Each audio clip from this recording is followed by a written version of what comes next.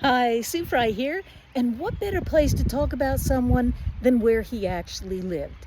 Today, I'm at the Conrad Weiser homestead in Wilmersdorf, PA, and behind me, you can see the home where Conrad Weiser lived and raised his family. This man was amazing. He was very influential in colonial Pennsylvania as an interpreter and to the Indians. And if you want to delve deeper into his life story, this is an excellent book. It's Conrad Weiser, Friend to the Mohawk and Colonists and Mohawks by Paul A.W. Wallace. I actually got this book here at the Conrad Weiser homestead in the museum, but it was several years ago. So I don't know if they still have any copies of the book. If they don't, you can get it on Amazon. Conrad Weiser, like I said, was an amazing person. His family immigrated from Germany, or what we know of as Germany today. Back then it was a lot of little principalities, duchies, fiefdoms. It was still part of the Holy Roman Empire, so it was not known as Germany at that time.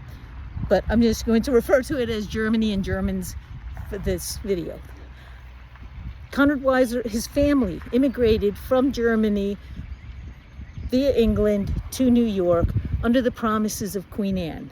When those promises weren't kept, many of the German immigrants in New York decided to move down here into the Pennsylvania, into the Topahawken area.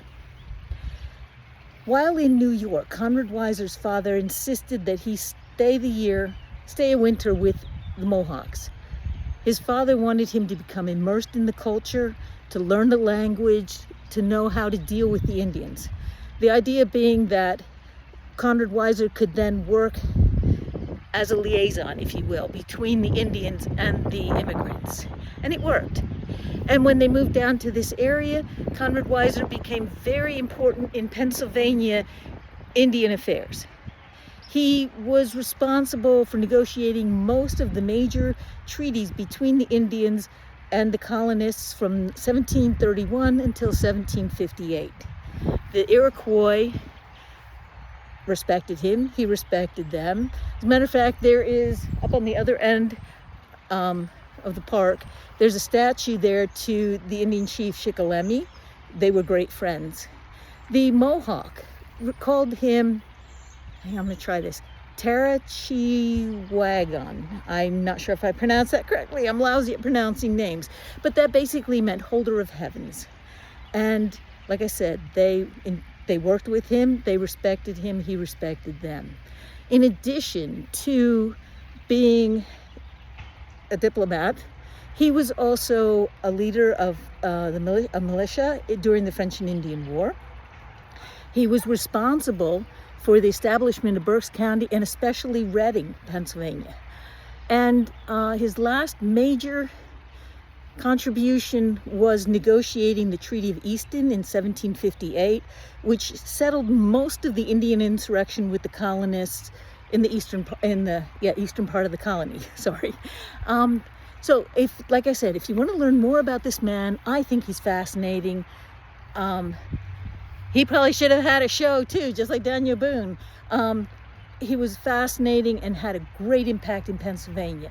Again, the book, Conrad Weiser, Friend to Colonists and Mohawk by Paul A.W. Wallace. Excellent book. Also, if you get a chance, stop by the homestead. They oftentimes have events here you can learn about. I'll drop a link so that you can look up what they have to do. Again, the museum is in there, not always open. I'm not sure of the hours, but the link would be helpful to you. And check it out. He was a fantastic, very influential man and well worth your time. So I hope you enjoyed this. Thanks. Bye.